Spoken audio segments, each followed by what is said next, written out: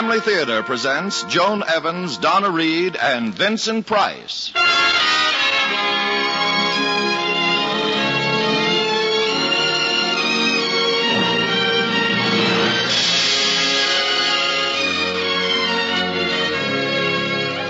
Hollywood, the Mutual Network, in cooperation with Family Theater, presents Vincent Price and Donna Reed in Jane Eyre. To introduce the drama, your hostess, Joan Evans.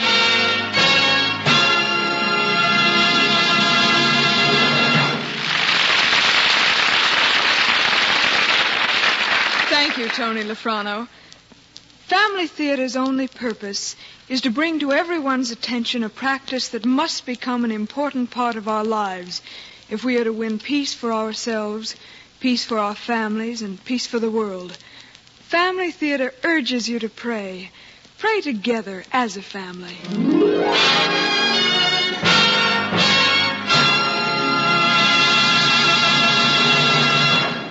One of the most beloved works of English literature is Charlotte Bronte's great human novel, Jane Eyre.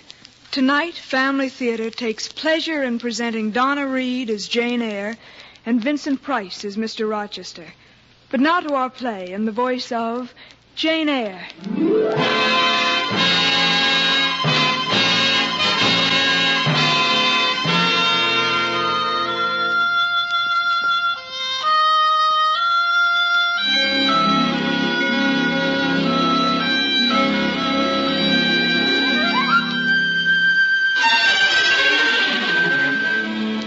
I shall begin my story on a gray January day, 3 months after I had come to Thornfield Hall as governess.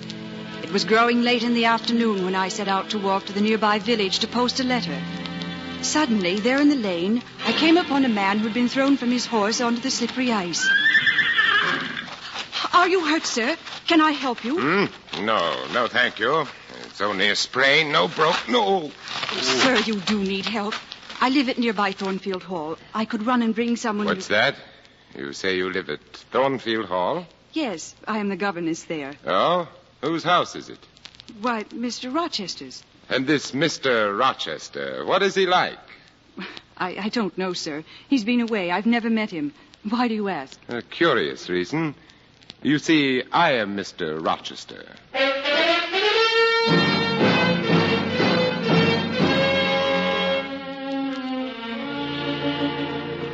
He had a dark face with stern features and a heavy brow, this Mr. Rochester. And there was something about his eyes, something thwarted. I noticed it again the following evening when he sent for me to come to the drawing room. Tell me, Miss Eyre, who recommended you to come here as governess for my little ward at Dell? I advertised, sir, and your housekeeper, Mrs. Fairfax, answered the advertisement. So? Miss Eyre, who are your parents? I have none. Do you remember them? No. What about kinfolk? I have only an aunt. From the day she sent me away to Lowood, she has never as much as asked about me. Indeed. Examine me closely, Miss Eyre. Do you think me handsome? No, sir. By my word, there is something singular about you, Miss Eyre. You have such a meek and modest air, but you can deliver a brusque answer. Sir, I was too plain. I beg your pardon. I ought to have replied that tastes differ, that beauty is of little consequence, or something of that sort. You ought to have replied no such thing. Beauty is of little consequence indeed. Go on. What fault do you find with me? I suppose I have all my limbs and features like any other man. Mr. Rochester, please. No. Criticize me. Does my forehead not please you? Does it mark me a fool? Far from it, sir. What is it, Miss Eyre? You look puzzled, and a puzzled air becomes you. Yes. It would please me to learn more about you, Miss Eyre. Therefore, speak. About what, sir? Oh, whatever you like. Well? Sir, I am willing to amuse you if I can, but I do not know what will interest you. Ask me questions, and I will do my best to answer. Very well. Questions. Do you agree that I have a right to be a little masterful, abrupt, perhaps exacting, on the grounds that I am somewhat older and have roamed over half the globe, while you have lived quietly, if miserably? Sir, I don't think you have a right to command me merely because you are older than I, or have seen more of the world. Your claim to superiority depends upon the use you've made of your time and experience. So? The fact is, I've made bad use of my advantages.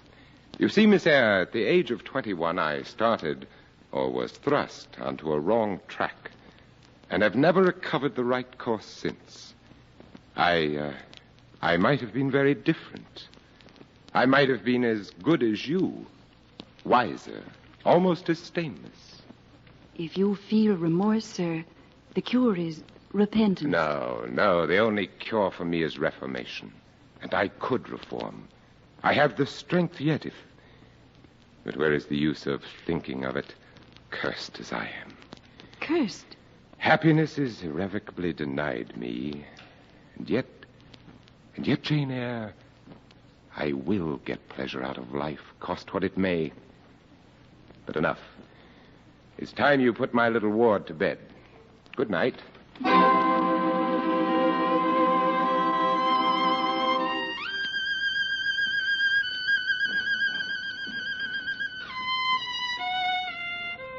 Again and again, in the following weeks, Mr. Rochester hinted at the curse which hung over him. And then one night, as I lay awake puzzling over this, I thought I heard a noise at my door. Who's there?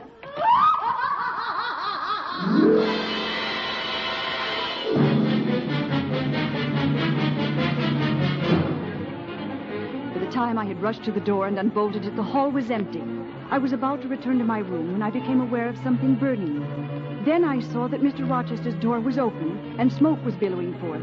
I rushed in, roused Mr. Rochester from where he lay on the flaming couch, and remained to help him as he battled the fire.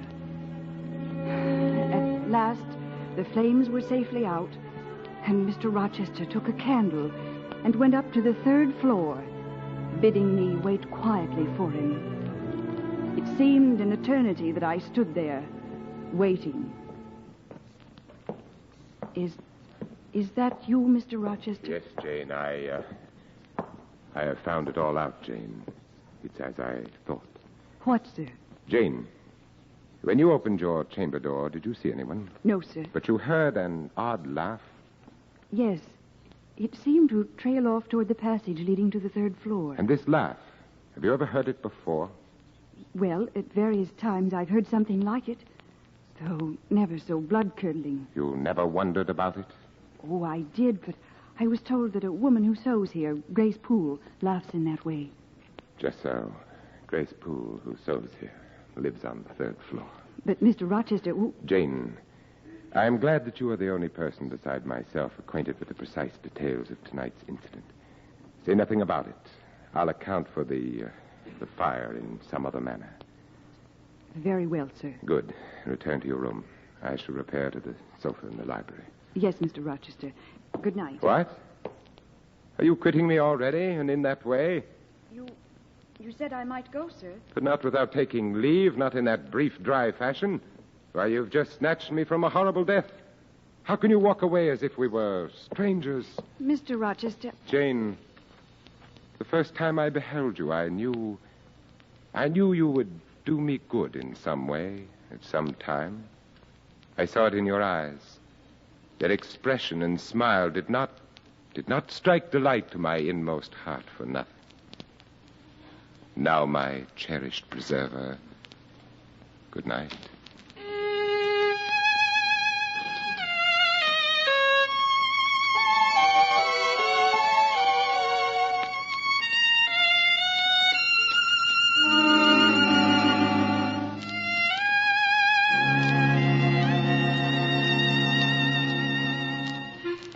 Next morning, the house was all abuzz with news that Mr. Rochester had fallen asleep with his candle lit and had almost been burned to death as a result. But the master himself was gone, away visiting, I was told. It was a fortnight before he returned, bringing with him a brilliant party of friends, among them the beautiful Miss Blanche Ingram. During the festivities that followed, I presented myself among the guests as little as possible. But one evening, when Mr. Rochester was absent on business, an old gypsy arrived at Thornfield Hall and would not leave until she had told the fortunes of all the single women present. I was the last to be sent in to her. The gypsy had on a red cloak and a huge black bonnet tied with a striped handkerchief under the chin. Her face or rather as much of it as was visible, seemed harsh and forbidding. Well, you want your fortune told, miss? Please yourself, but I ought to warn you, I have no faith in your magic. It's like your impudence to say so. I expected it of you. Come, my dear, now kneel before me and lift your head. But... Do as I say.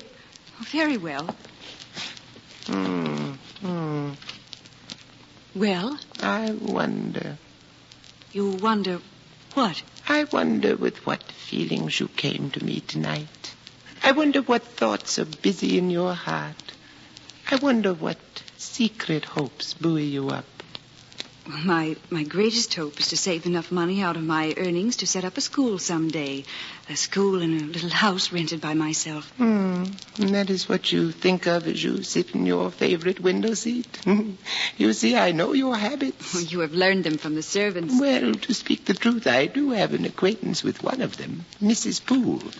Grace Poole? No, do not be alarmed. Grace Poole is a safe hand, close and quiet. One may repose confidence in her. May one. But to return to what I was saying, how do you feel, miss, when you sit in your window seat and see a young lady and full of life and health, smile into the eyes of a gentleman What? You know, and perhaps think well of? I don't know the gentleman here. No? What about the master of the house? Really, I don't see what Mr. Rochester has to do with our conversation. And besides, he has a right to enjoy the society of his guests. Such an answer can only mean you do not know. He is to be married. Married? To the queenly Miss Blanche Ingram. They are to be married soon? So it seems. And no doubt they will be a superlatively happy pair. He must love such a handsome, noble, witty, sophisticated lady. And probably she loves him, or at least his purse. Please, I didn't come to hear Mr. Rochester's fortune, or Miss Ingram's. I came to hear my own. Your fortune is yet doubtful. Chance has meted you a measure of happiness, but it depends on you to stretch out your hand and take it. Your heart says yes, but your brow says, I dare not even permit myself to hope, or I shall be lost. Now, Miss Eyre. The play is played out. Mr. Rochester! Yes, the old gypsy takes off her cloak and bonnet, and behold, Mr. Rochester. What a strange notion. But well carried out, eh? With the others, you managed well enough. With the others, but not with you. You didn't act the character of the gypsy with me. You've been trying to draw me out or in. It's scarcely fair, sir. But you forgive me, Jane. I can't tell until I've thought it all over. Now, if I have your permission to retire... Please, Jane, stay a moment. No, I want you to tell me what my guests have been doing, what they've been talking about. Your guests? Oh, I forgot. Are you aware, sir, that a stranger arrived here since you left this morning? Stranger? I expected no one. He said he had known you so long that he would take the liberty of installing himself here until you returned. Oh, and did he give his name? Yes, Mr. Mason. Mason? He comes from the West Indies, from Spanish Town in Jamaica, I think. Oh. Mr. Rochester, are you ill? Jane. Here, sir. Lean on me. Oh, my little friend. Jane, I wish I were on a quiet island with only you, and trouble and danger and hideous recollections were removed from me. Only I could help. I'd give my life to serve you, sir. I believe you, Jane. But now to the matter at hand. Jane, find Mr. Mason and whisper in his ear that Mr. Rochester waits for him. But make sure that nobody overhears you. Nobody.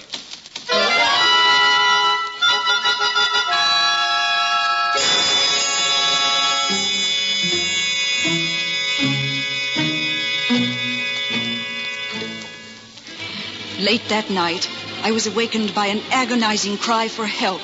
Soon the whole house was aroused. But in the midst of the bedlam, Mr. Rochester appeared from the passage leading to the 3rd floor and sent everyone off to bed again. A servant, he said, had merely had a nightmare. But I knew otherwise, and dressing myself, waited quietly for the summons I felt would come. It did come, and Mr. Rochester led me stealthily up to the fateful 3rd floor. Jane, Before we enter this door, a question.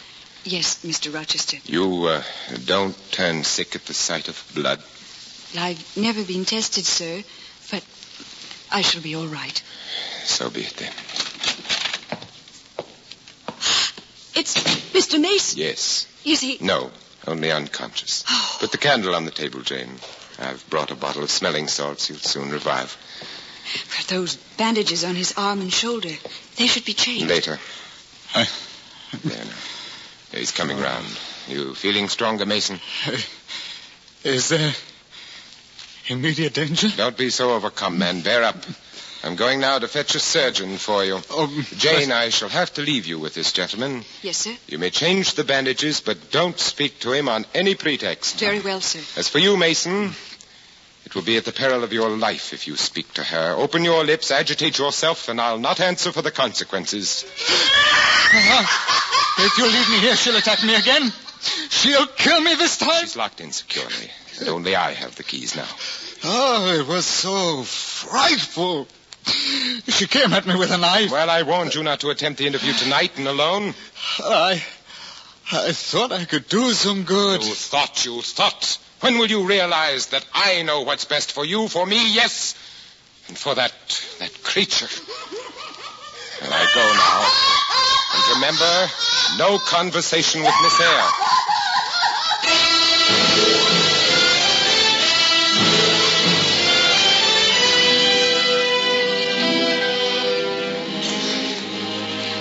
Before dawn, Mr. Mason was spirited away from Thornfield Hall. I thought surely that now Grace Poole would be removed to a safer place. But Mr. Rochester let her stay, turning aside my queries about her in a manner that disturbed me even further. Soon after this, I had to leave Thornfield Hall for a visit to my dying aunt, who wished my forgiveness for her treatment of me as a child. It was a full month before I could return. Jane Eyre, I thought you were never coming home. That is, back to Thornfield. Thornfield is my home, Mr. Rochester.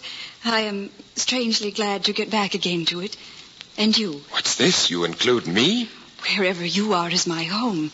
The dearest home I have ever known. And yet you wrote to my housekeeper that when I married, you thought it best that my little ward Adele be sent away to school, and that you yourself would advertise for another position as governess. I'm sure, Mr. Rochester, that you will see the wisdom of my decision. So? Jane, I must tell you now that I have made up my mind to marry. Soon? A month at the most. Then I must advertise at once. Oh, it may not be necessary. My beloved's mother, Lady Ingram, told me of a place that I think will suit you very well in Ireland. Ireland is such a long way off, sir. No matter, a girl of your sense will not object to the voyage or the distance. Not the voyage, but the distance. And then the sea is a barrier. From what, Jane?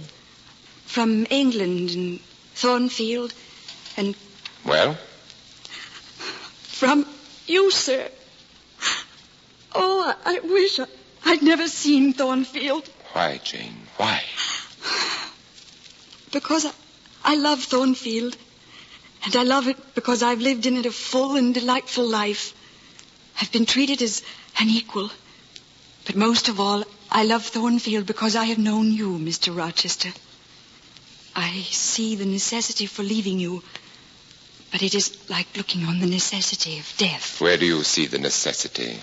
In the shape of Miss Ingram, your bride. My bride? What bride? I have no bride. But you will have. Yes, I will. I will. Then I must go. Now you must stay. Jane. Dear Jane. It is to you that I offer my hand, my heart, and a share of all my possessions. You... Listen to me, Jane. I love you with all my heart and soul. Say to me, Edward, I will marry you. Edward. Say it, Jane. Edward. Dear Edward, I will marry you.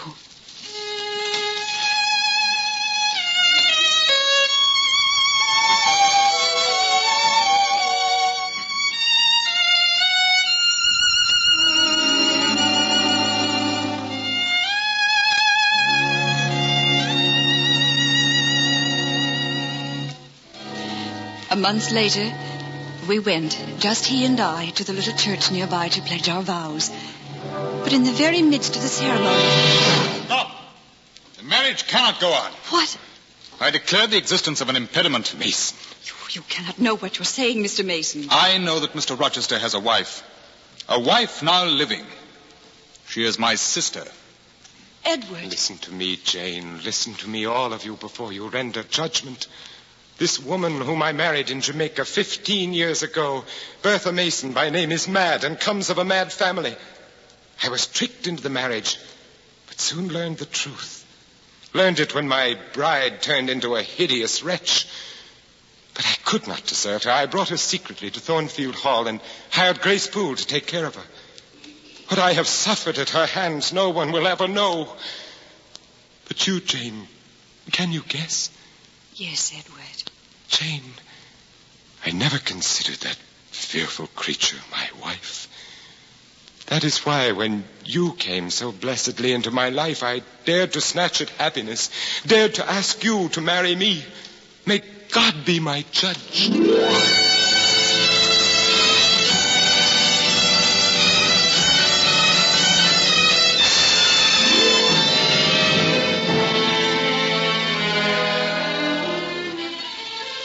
From that moment on, I was as one in a trance. That night I fled from Thornfield Hall, taking with me the few shillings in my purse.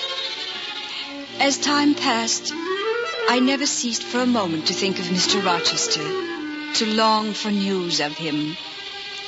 Then, one night, almost a year later, I thought I heard a voice. Jane. It was his voice. The very next morning, I began the long journey back to Thornfield Hall, only to find upon my arrival that it was a charred ruin.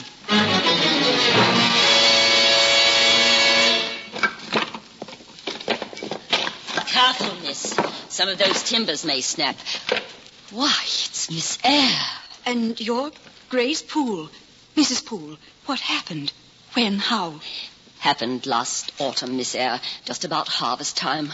A fire in the dead of night. She did it. She started the fire. Yes, she did it. Bertha Mason Rochester. But it was my fault. I fell asleep without locking her in. Yes, it was all my fault. Mrs. Poole, was Mr. Rochester at home when the fire broke out? If he hadn't been, I wouldn't be alive today. You see, he got me out of there when all was burning. Then he saw her on the roof, waving her arms above the battlements and shouting fiendishly.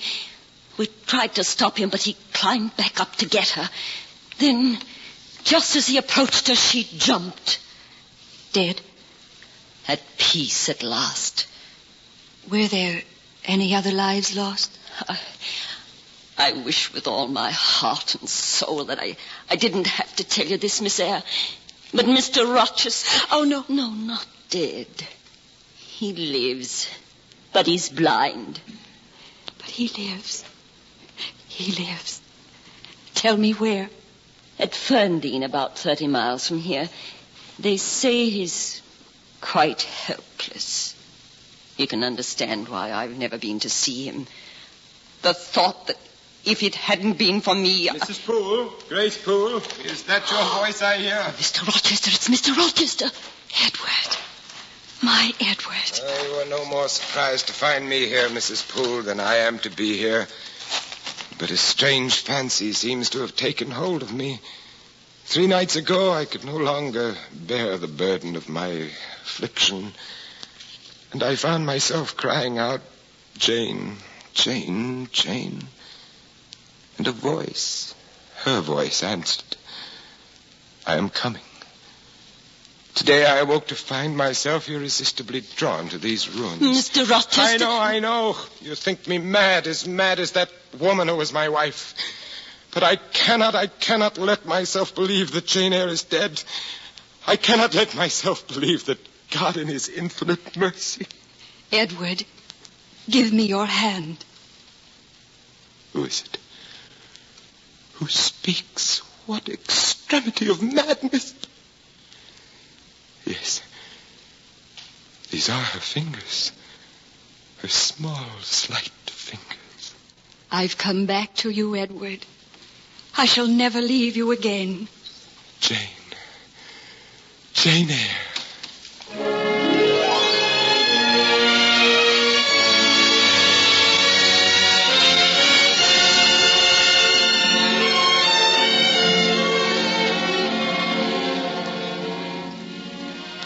I have now been married 10 years. For 2 of those years, Mr. Rochester remained blind. But then the sight was restored to one eye, so that when his firstborn was put into his arms, he could see that the boy had inherited his own eyes as they once were, large, brilliant, and black. And on that occasion, he again, with a full heart, acknowledged that God had tempered justice with mercy.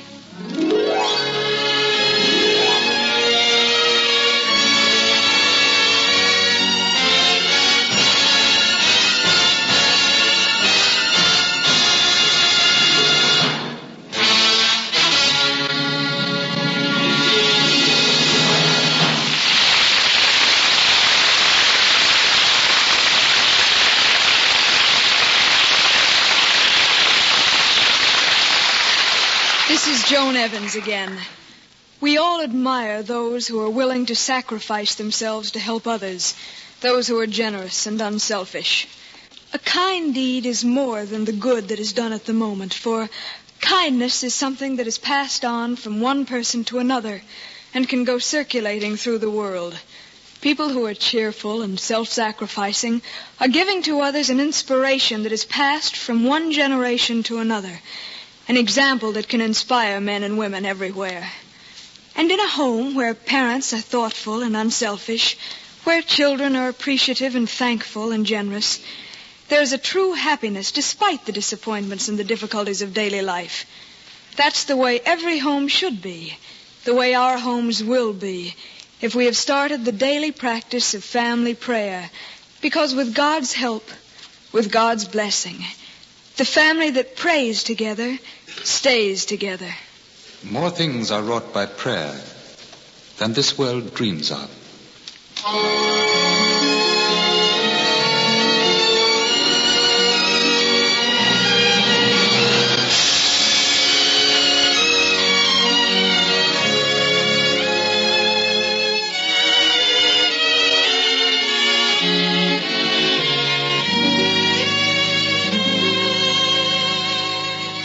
From Hollywood, Family Theater has brought you Vincent Price and Donna Reed in Jane Eyre, with Joan Evans as your hostess. Others in our cast were Irene Tedrow and Ben Wright. Charlotte Bronte's classic was adapted by Maurice Zimm, with music composed and conducted by Harry Zimmerman, and was directed for Family Theater by J.F. Mansfield. This series of Family Theater broadcasts is made possible by the thousands of you who felt the need for this type of program, by the Mutual Network, which has responded to this need, and by the hundreds of stars of stage, screen, and radio who have so unselfishly given of their time and talent to appear on our Family Theater stage. To them and to you, our humble thanks. This is Tony Lafrano expressing the wish of Family Theater that the blessing of God may be upon you and your home, and inviting you to join us next week at this time when Family Theater will present Anne Blythe, Mel Ferrer, and Charles Winninger in Stolen Symphony. Join us, won't you?